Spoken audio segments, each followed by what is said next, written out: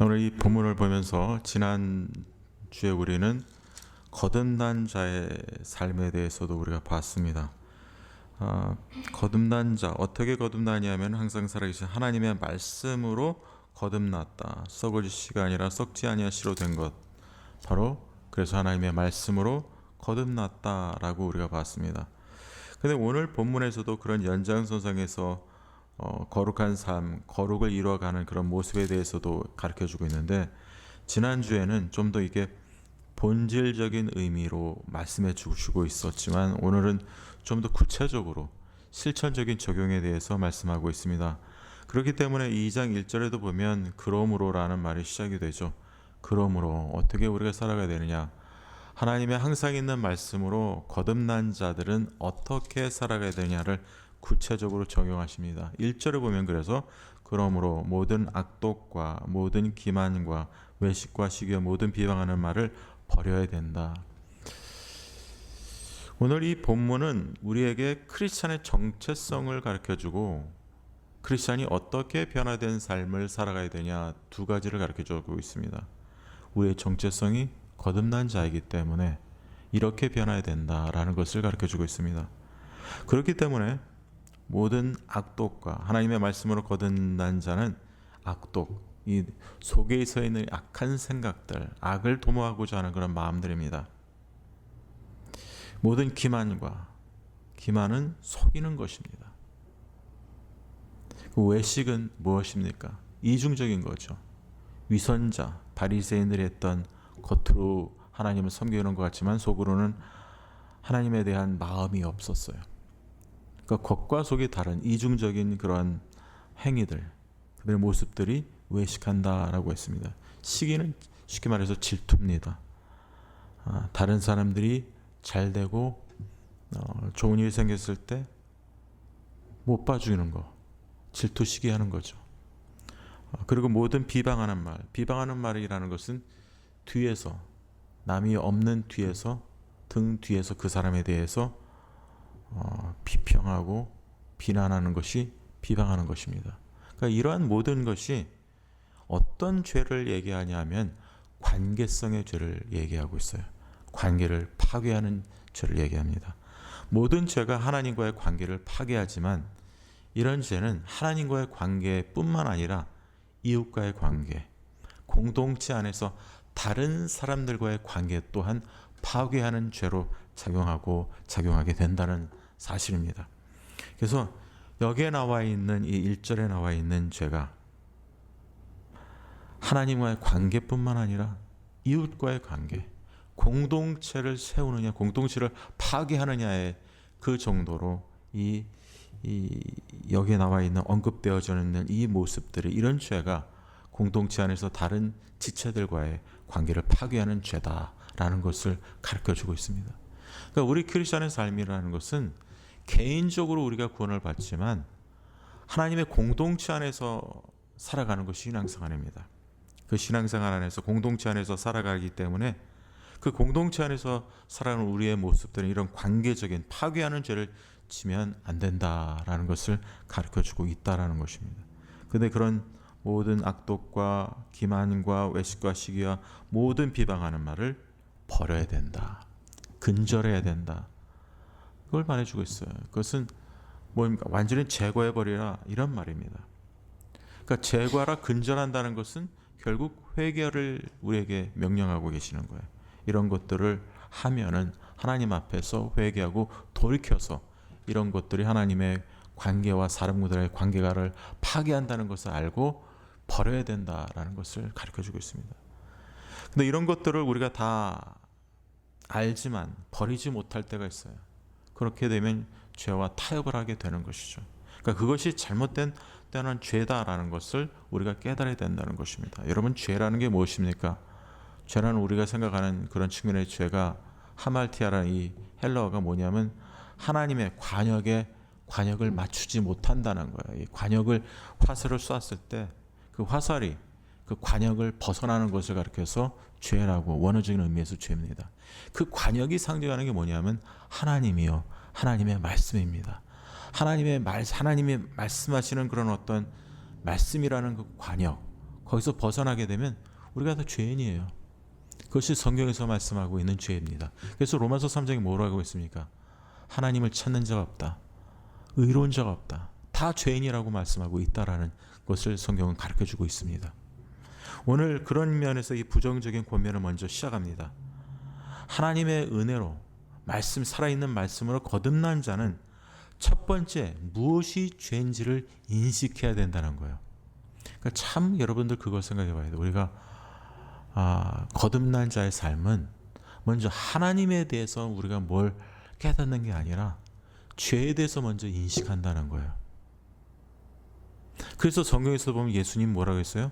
심령이 가난한 자, 그 다음에 바로 심령이 가난한 자는 그 다음에 나오는 것이 애통하는 자. 애통이 왜 애통하냐면 내가 슬픈 일이 있어 애통하는 게 아니라 자기의 죄 때문에 애통하는 거예요. 그러니까 성경이 지적하는 것은 이 죄에 대한 문제를 근본적으로 다루고 있습니다. 예수님은 죄로부터 우리를 구원하게 오셨고 죄로부터 우리를 건지는 것, 구원이 건져주시는 것, 그것이 구원이다라고 성경을 말씀하고 있어요. 그런 측면에서 부정적인 권면이 먼저 시작이 된다는 거예요. 하나님과의 관계를 파괴하고 이웃과의 관계를 파괴하는 이 죄에 대해서 열거한 다음에 이것들을 근절하고 버리고 난 다음에 무엇을 해야 되느냐?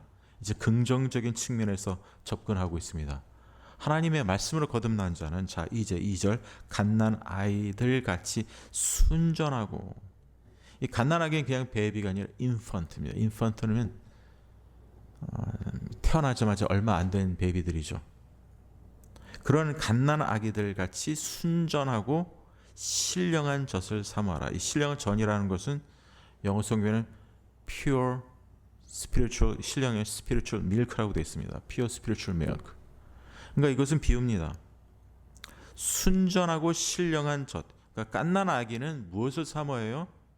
젖을 사모합니다. 엄마의 그 젖을 사모하고, 아니면 모유를 주지 못하는 사람은 우유를 주죠. 그러니까 우유를 사모하는 것이 갓난아기의 특징이고 그 갓난아기가 가지고 있는 어떤 본질입니다.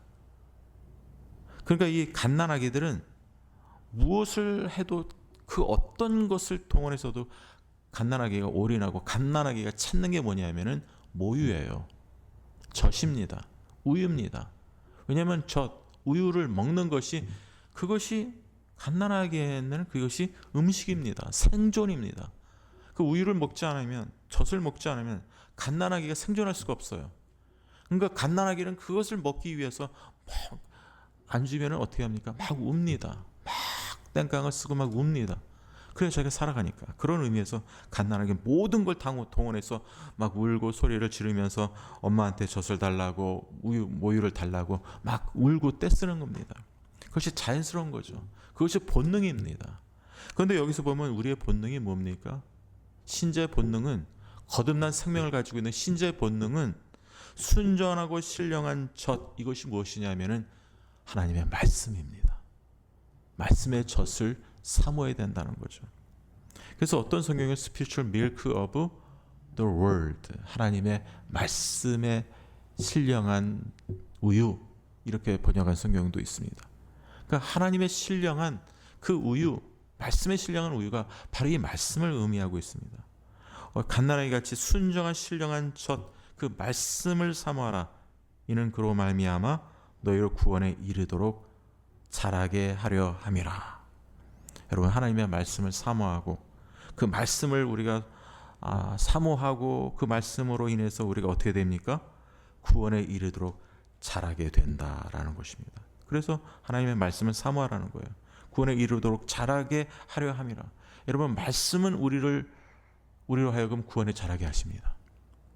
우리는 구원을 받는다는 것은 너무나 흔하게 옛날에 우리가 예수님을 믿었지, 과거에 예수님을 믿었지, 구원 받았지, 이렇게만 생각합니다. 그러나 구원은 제가 말씀드린 과거, 현재, 미래로 우리가 생각해야 돼요. 과거에 내가 예수님을 믿었고 지금도 믿고 있는 중이고, 그리고 장래 예수님이 오실 때 우리의 구원이 완성될 것이다 라는 것을 믿는 것이 구원에 대한 바른 이해다라는 사실입니다.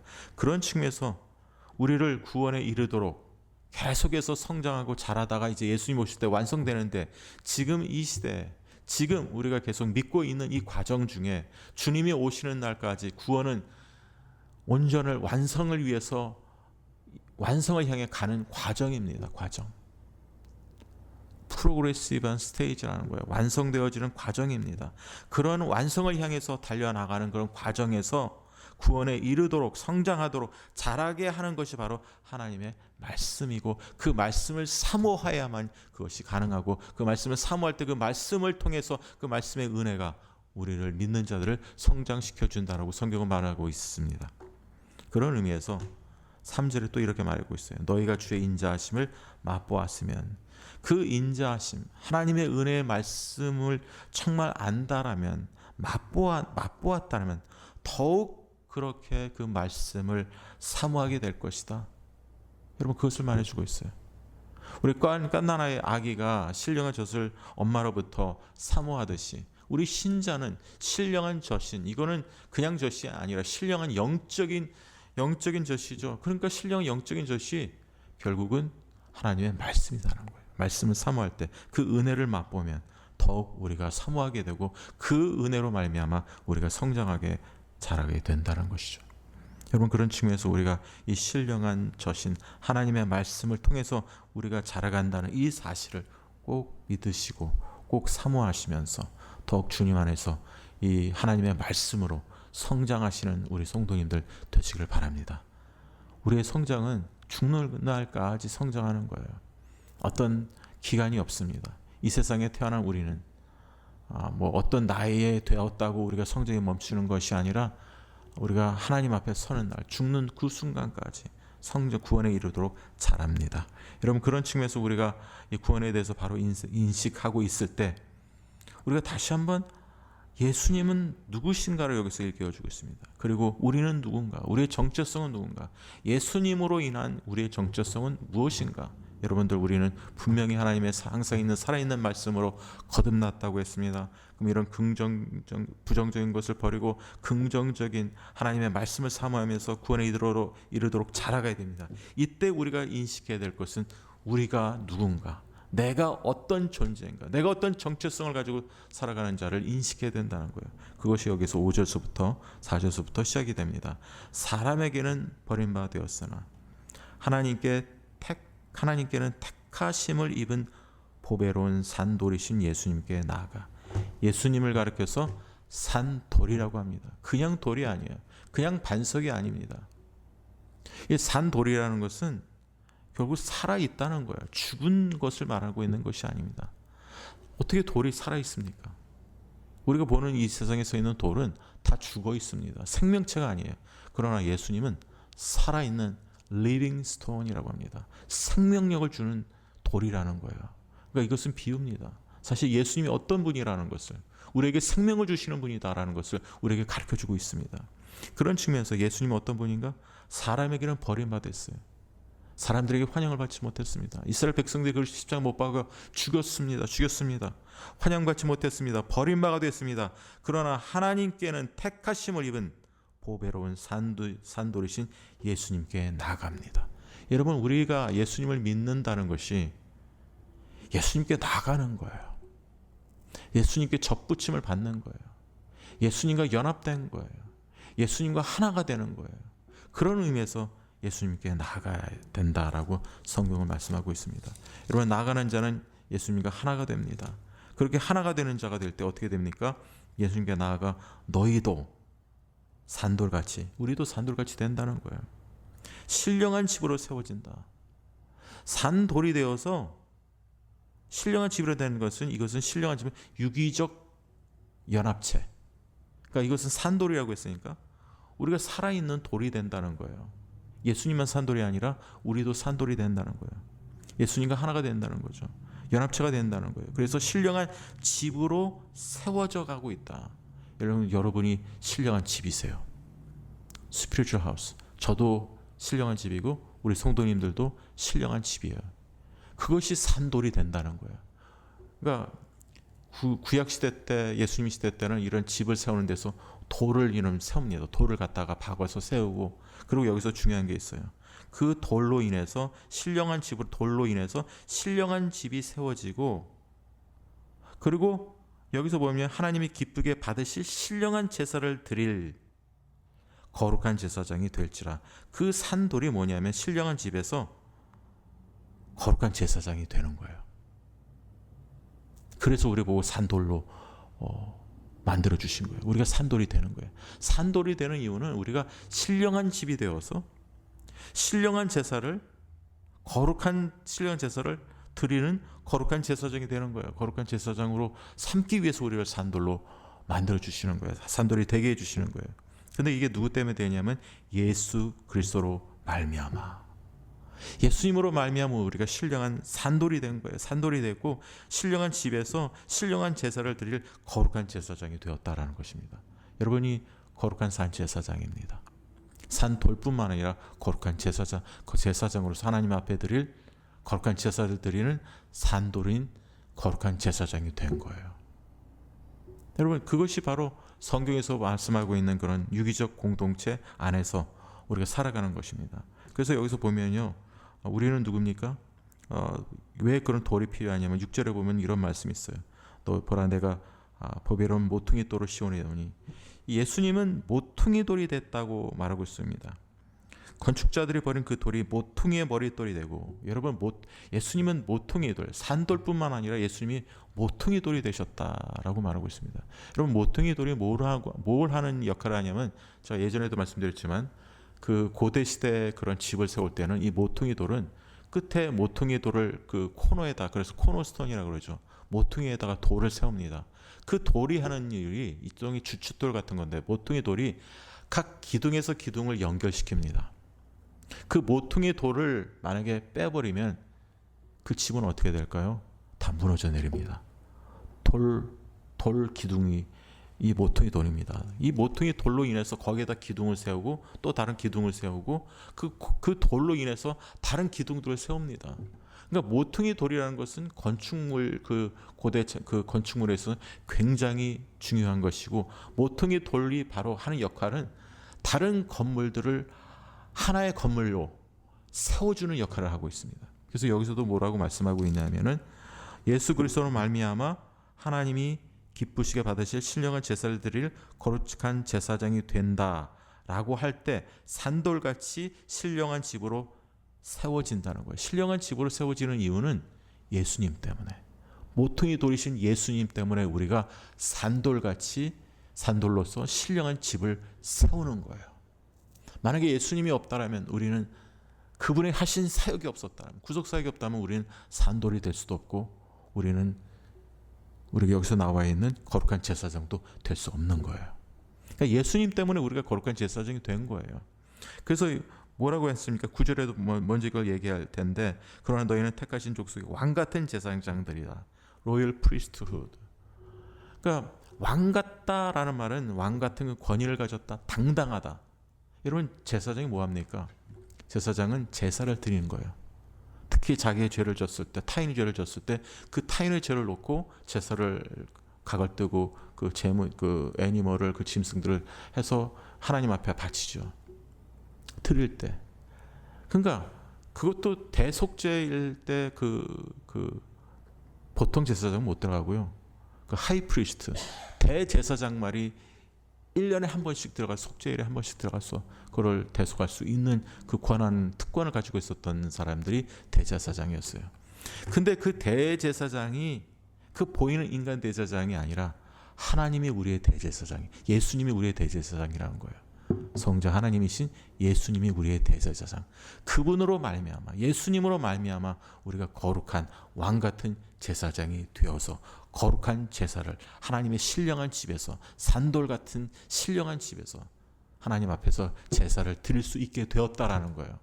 직접 우리가 directly 직접 나갈 수 있다라는 것입니다. 이것이 하나님이 주신 특권이에요. 여러분, 여기서 거룩한 제사장이라고 했지 거룩한 선지자라고 하지 않았다는 것을 우리가 눈여겨봐야 돼요. 선지자는 누굽니까? 하나님의 말씀을 계시로 받는 사람들이에요. 그리고 그 말씀을 전파하는 사람이에요. 선포하는 사람들이에요. 그 기능을 우리한테 준 건 아닙니다. 여러분과 저는 엄연히 우리는 거룩한 선지자는 아니에요. 목사도 선지자와 같은 하나님의 말씀을 선포하는 역할을 하지만 엄격히 말해서 선지자는 아닙니다. 왠지 아세요? 선지자는 하나님의 말씀을, 그 계시의 말씀을 자기가 직접 듣습니다. 그게 선지자예요. 그게 사도입니다. 그러나 저는, 오늘날의 목사들은 하나님의 말씀을 직접 받지 않아요. 이미 쓰여져 있는 주신 말씀을 자기가 읽고 묵상하고 연구하고 그 말씀을 전파하는 것이지, 선포하는 것이지, 자기가 직접 받아서 전파하는 거 아닙니다. 그래서 이 세상에는 거룩한 선지자는, 왕 같은 선지자는 없어요. 이 선지자는 개념은 이 신학 시대에는 존재할 수가 없다는 거죠. 그러니까 모두가 우리가 제사장이라는 의미는 하나님 앞에서 우리가 하나님 앞에 나아갈 때 그 누구를 거치지 않고 직접적으로 제사장을 걸치지 않고 우리가 직접 우리가 하나님 앞에 나가서 예배 드릴 수 있다. 그 권한을 우리에게 주셨다는 거죠. 여러분과 저는 다 똑같은 거룩한 제사장이다라는 거예요. 그러니까 여러분이 앉아있다고 해서 여러분이 하나님 앞에 직접 못 나가는 게 아니에요. 여러분이 직접 나가는 거고 저도 직접 나가는 거예요. 그것이 지금 예배 드리는 개신교의 예배입니다. 근데 성경 보세요. 우리 카톨릭 신자들 어때요? 카톨릭 신자들 만약에 죄를 졌을 때 어떻게 됩니까? 예배 미사를 드리죠. 미사라는 것은 사실은 우리가 드린 거랑 다른 것이, 그 미사를 드린다고 하면서 특히 죄에 대한 문제는 카톨릭 신부한테 고백합니다. 우리는 어때요? 우리는 직접 하나님께 우리의 죄를 고백합니다.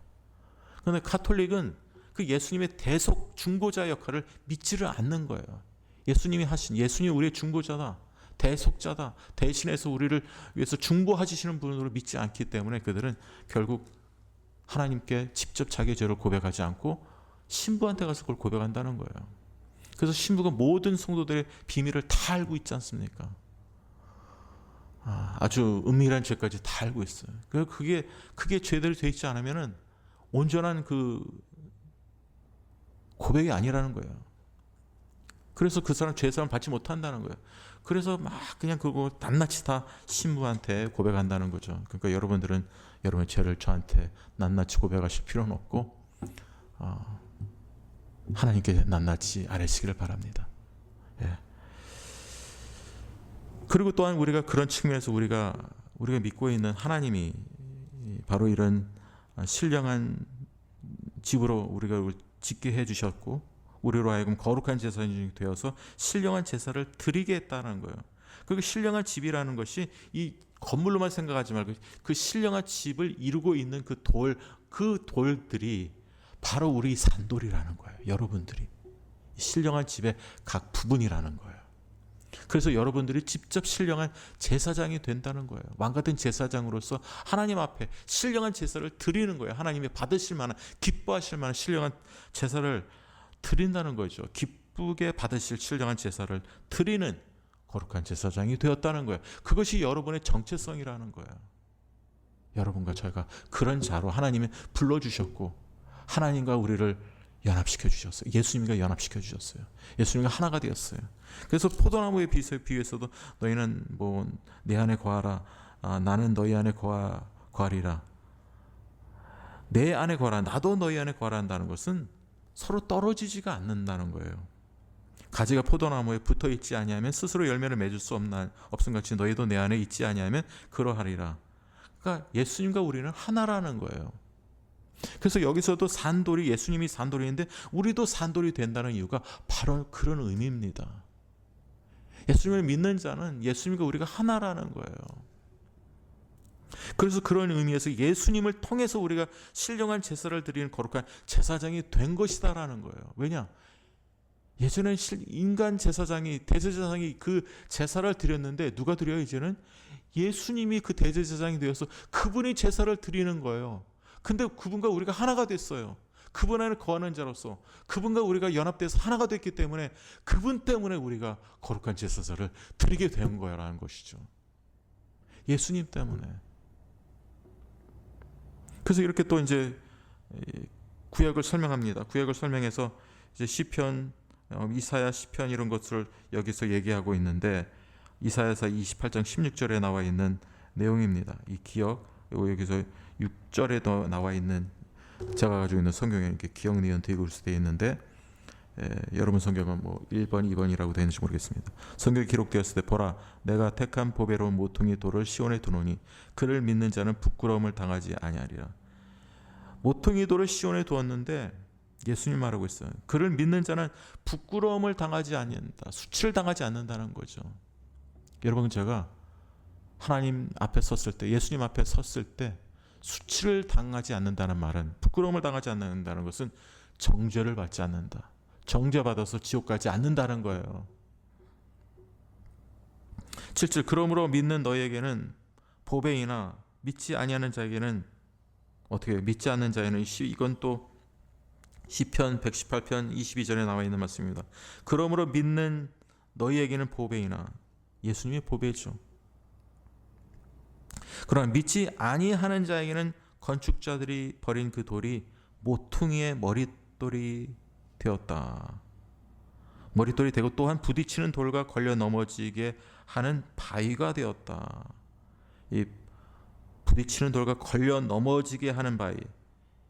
이 예수님의 돌이 믿는 자에게는 모퉁이 되어서 구원을 주는 그런 보배 너희에게는 보배가 되어지고 보배가 되고 모퉁이의 머릿돌이 되고 또 믿는 자에게는 구원을 받게 하고 그렇지만 믿지 않는 자들에게는 믿지 아니하는 자들에게는 어떻게 됩니까?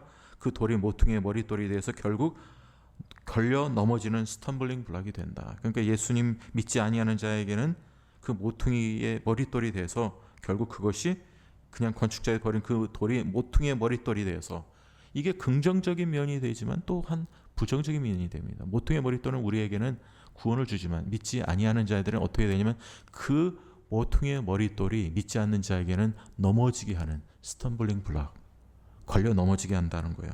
그것이 예수님이 그 돌에 걸려 넘어져서 쓰러뜨리게 된다는 거예요. 그래서 구원을 받지 못하게 된다는 거예요. 그러니까 이것이 구원의 양면성입니다. 예수님이 그 산돌이라고 했지 않습니까? 모퉁이 돌이 되지 않습니까? 믿는 자에게는 구원을 준다. 그러나 믿지 않는 자에게는 스텀블링 블락, 걸려 넘어지게 한다. 이런 의미에서 모퉁이 돌이 두 가지의 양면성을 가지고 있다는 거죠. 이 모퉁이 돌이 그런 면이에요. 믿는 자에게는 이 빌딩을 세워서 이것이 이렇게 성장하고 한 집으로 만들고 신령한 집이 돼서 우리가 신령한 제사를 드릴 수 있는 그런 모퉁이 돌이 되시지만은 그러나 믿지 않는 자는 그 모퉁이 돌을 믿으니까 완강히 거부하니까 그 모퉁이 돌을 믿지 않으니까 그 모퉁이 돌에 오히려 걸려 넘어진다는 거예요. 그러니까 실제로 걸려 넘어진다는 것이 아니라 예수님을 믿지 않기 때문에 그 모퉁이 돌이 그들을 결국 거부하기 때문에 예수님 거부하기 때문에 다 쓰러진다는 거예요. 그들의 불신앙으로 예수님을 거부했기 때문에 다 쓰러진다는 거예요. 그래서 걸려 넘어진다는 거예요. 여러분 그런 측면에서 우리가 예수님을 봐야 된다는 것을 말해주고 있습니다. 근데 뭐라고 말하고 했냐면 그 이유가 있습니다. 8절에 부딪히는 돌과 걸려 넘어지지 아니하는 바위가 되었다 하였느니라. 그들이 말씀을 순종하지 아니함으로 넘어지나니 말씀을 순종하지 않기 때문에 믿지 않기 때문에 결국 순종은 뭐냐 하면 믿는 것과 동격으로 말하고 있어요. 믿는 자가 순종한다는 거예요. 결국 순종하지 아니함으로 넘어지나니 이는 그들을 이렇게 정하신 것이라. 근데 놀라운 것은 그것을 하나님이 그렇게 정했다, 택했다라는 거예요. 그러니까 믿는 자는 구원받을 자로 택해 주셨고 정해 주셨고 믿지 않는 걸려 넘어질 자는 걸려 넘어질 자로 또한 정하셨다는 거예요. 그렇기 때문에 그들이 믿지 않고 불순종했다는 거예요. 그러니까 이게 선택교리와 연결되고 예정론과 연결됩니다. 그러나 우리는 이것을 불공평하다라고 생각한다면은 그것은 하나님의 주권에 대한 도전입니다. 하나님이 누구를 선택하고 누구를 선택하지 않는 것은 그분의 유일한 주권적인 뜻입니다. 그렇지 않다면은 하나님 앞에 우리가 항변할 수 없어요. 왜 하나님 모든 사람을 왜 다 택해 주셔서 다 구원해 주시지 않으십니까? 그러면 예수님을 믿을 필요도 없고 예수님 앞에 순종할 필요도 없고 예수님이 그 불의한 자를 위해서 이 땅에 오셔서 십자가 못 박혀 죽으실 필요도 없으셨죠. 왜냐하면 다 어차피 선택해서 구원해 주실 것이라면은 예수님이 이 땅에 오실 필요가 없는 거예요. 그냥 내가 다 구원해 주겠다. 하늘에서 그냥 선언해 주면 돼요. 그렇게 되면 또 뭐가 문제가 되냐면 이 세상에 죄라는 게 없어져요. 그리고 회개라는 게 없어져요. 순종이라는 게 없어져요. 모든 사람을 다 하나님이 택해 주셔서 구원해 주시겠다는데 거기에 무슨 순종이 있고 거기에 무슨 회개가 있겠어요. 그렇죠? 뭐 하나님이 어차피 다 구원해 주시는데 회개할 필요가 뭐가 있겠어요? 그리고 뭐 믿을 필요가 뭐가 있겠어요? 어차피 믿지 않아도 다 구원받는데. 그렇지 않습니까? 그러니까 그런 의미에서 하나님은 예수 그리스도를 통해서 구속받고 구원받게 하는 데 있어서 하나님은 하나님의 방법으로 하나님의 방법대로 우리를 구원하신다라는 사실을 우리가 봐야 된다는 거죠. 그래서 그들이 말씀을 순종하지 않으함으로 넘어지나니 이는 그들이 이렇게 정하신 것이라.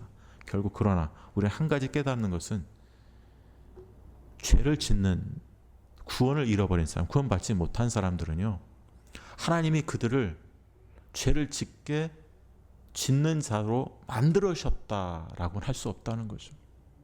그걸 이제 신학적인 용어로 죄 조성자라고 합니다. 하나님은 죄를 짓는 자로 만드신 분이 아니다. 죄는 인간의 잘못에 의해서 들어왔습니다. 에덴 동산에도 인간이 불순종했을 때 죄가 들어왔듯이 인간이 불순종했기 때문에 죄가 들어온 것입니다. 그래서 죄에 대한 책임은 인간이 져야 된다라는 사실입니다. 어차피 인간이 자기의 죄로 인해서 그 죄값으로 다 죽게 되었는데 하나님의 은혜와 긍휼로 전 인류가 지옥을 향해서, 멸망을 향해서 달려나가는 그들을 하나님이 다 멸망시키지 않으시기 위해서 몇몇을 구원해 주신 거예요. 하나님의 은혜와 긍휼로 여러분을 구원해 주신 거예요. 그래서 여러분들이 이 자리에 오신 거고 구원받게 되었다라는 사실입니다. 그것이 하나님의 은혜요. 그래서 우리가 행한 것으로 구원받지 아니하고 하나님의 선택적 은혜로 말미암아 구원받았다라고 성경은 가르치는 것입니다. 그렇지 않다면요, 구원에 대해서 정말 우리가 구원을 잘못 이해한다면은 내가 행한 것으로 우리가 구원을 받는다라고 생각합니다. 이 선택이라는 것은 또 한 가지 우리에게 가르쳐주고 있는데 그것은 은혜입니다. 아무 자격 없는 자를 구원해 주신 하나님의 은혜와 사랑이 있기 때문에 우리를 구원해 주셨다는 거예요. 그래서 탕자 같은 이도 돌아오고, 정말 주님 앞에서 극악무도한 살인자도 하나님의 이 은혜와 긍휼을 깨닫고 자기가 한 공로는 아무것도 없어도 깨닫고 돌이키는 거예요. 그래서 이런 은혜와 긍휼이 있었기 때문에 그런 강도 같은 예수님 옆에 달려있던 그 강도도 순간적으로 하나님의 은혜를 깨닫고 그 예수님을 믿고 구원받게 되었다는 사실입니다. 여러분, 그런 측면에서 우리가 바로 그러한 하나님의 우리에게 허락해 주신 그런 놀라운 구원의 은혜로 말미암아 구원받은 그런 거룩한 제사장이다라는 사실을 인식하시고 살아가시기를 바랍니다. 그래서 그들을 믿지 않는 자들이 이렇게 택했다, 이렇게 정한 것이다. 믿지 않는 자들을 하나님 그렇게 택했다기보다 그렇게 정했다라는 거예요. 그게 성경적인 거예요. 믿지 않는 자들을, 불순종하는 자를 그렇게 정해셨는데, 그런데 우리가 믿는 자가 우리 자신에 대해서 어떻게 인식해야 되느냐, 어떻게 우리를 바라봐야 되느냐, 그것이 다음 절이라는 거예요. 9절, 그러나. 이 그러나는 이 앞에 나와 있는 것과 정반대되는 것을 얘기합니다. 그건 뭐냐면, 믿지 않는 자를, 불순종하는 자들, 멸망할 자로 그들을 정했지만, 그러나 너희들은 너희 자신에 대해서 바르게 인식해야 된다. 너희들은 누구냐? 너희는 하나님의 택한 거룩한 하나님의 백성이다. 이것을 인식시킵니다. 그래서 너희는 택하신 족속이요. 하나님의 택한 족속이라는 거예요. 우연하게 된 족속이 아니라는 거예요. 왕 같은 제사장들이, 아까 말씀드렸죠. 당당한, 하나님 앞에 당당하게 나아갈 수 있는, 직접 예배를 드릴 수 있는, 직접 우리가 하나님 앞에 예배를 드리는 데 있어서 내가 스스로 나갈 수 있는, 여러분, 그것이 예배자입니다. 직접 누구를 거치지 않고. 여러분, 거룩한 나라요. 하나님의 거룩한 나라, 이스라엘만 거룩한 나라가 아니라는 거죠. 이제 우리가 거룩한 나라에 속해 있는 자들이고 거룩한 나라의 한 공동체 일원이라는 거예요. 그리고 그의 소유가 된 하나님의 백성이다. 그의 소유가 된, 이제는 내가 나를 소유한 것이 아니라 하나님이 우리를 소유한 그의 백성이 되었다라는 거예요. 그러니까 그런 의미에서 우리는 우리 마음대로 살아가는 자가 되면 안 된다는 거예요. 이것이 예전에 이스라엘 백성에게 주셨던 그런 어떤 타이틀이에요. 이스라엘 백성들에게 약속하신 바예요. 이게 뭐 성경에 나와 있는, 뭐 출애굽기에 나와 있는 그런 내용들이 여기에 예수님이 이제는 이스라엘 백성들한테 허용되어졌던, 그들에게 선포했던, 너희는 이스라엘 백성들을 향해서 너희는 하나님의 택하신 족속이요, 왕 같은 제사장은 아니겠죠. 그렇지만 거룩한 나라요, 그의 소유가 된, 이것은 다 여기 왕 같은 제사장만 빼놓고 다 뭐냐면은 거룩한 택하신 독소, 이것은 이스라엘 백성들한테 줬던 특권이었습니다. 이스라엘 백성들만 하나님의 택하신 족속이었는데 이제는 혈통적 족속이 아니라 하나님의 은혜로 인해서 하나님의 족속이 된 우리 여러분과 우리가 혈통과 관계없이 믿음으로 난 자들이, 하나님의 은혜로 난 자들이, 하나님의 영으로 태어난 자들이 우리가 하나님의 출들한, 우리가 하나님의 족속이 되었다라고 성경은 분명히 말씀하고 있습니다. 그래서 성경은 뭐라고 했습니까? 요한복음 1장 11절에 12절에 영접하는 자 곧 그 이름을 믿는 자에게는 하나님의 자녀가 되는 권세를 주셨으니 이는 혈통으로 난 자들이 아니에요. 육정으로나 사람의 뜻으로 나지 아니고 오직 하나님께로부터 난 자들이다. 여러분과 제가 정말 예수님을 믿었다라면, 거듭난 자라면, 우리 성도님 예수님 믿지 않습니까? 믿으시죠? 믿으시면, 아멘이죠? 믿으시면 하나님으로부터 난 자예요. 혈통으로 난 자가 아니라는 거예요. 그러니까 이제는 더 이상 이스라엘 백성들만이 구원받은 자가 아니라 이제 하나님으로부터 난 자가 여러분과 제가 됐다는 것을 가르쳐주고 있습니다. 그것이 우리의 정체성이고, 그런 정체성을 가졌기 때문에 우리가 하나님이 이 땅에서 하나님의 정체성을 가지고 거듭난 자로서 이 땅에서 살아가야 된다는 것을 가르쳐주고 있다는 사실입니다. 그런 측면에서 우리 자신이 하나님의 거룩한, 하나님의 택하신 족속이요 왕같은 제사장, 거룩한 나라, 하나님의 소유가 된 백성이다 라는 사실을 기억하시길 바랍니다. 그 이유는, 이는 어떻게 됐어요? 이는 너희를 어두운 데서 불러내어, 그 이유가 있습니다. 이렇게 하나님이 택하신 족속의 왕같은 제사장들, 거룩한 나라요 하나님의 소유가 된 백성이라는 정체성을 주고 그런 타이틀과 정체성을 허락해 주신 이유입니다. 이유, 목적, 이유. 이는 너희를 어두운 데서 불러내어 그의 기이한 빛에 들어가게 하신 이의 아름다운 덕을 선포하게 하려 하심이라. 자기를 위한 게 아니라는 거예요. 너희를 어두운 데서 불러내. 이건 구원을 말하고 있어요. 어두운 데라는 것은 사망 권세, 죄악 가운데에서 있었던 여러분과 저를 불러내 주셨어요. 구원해 주셨어요.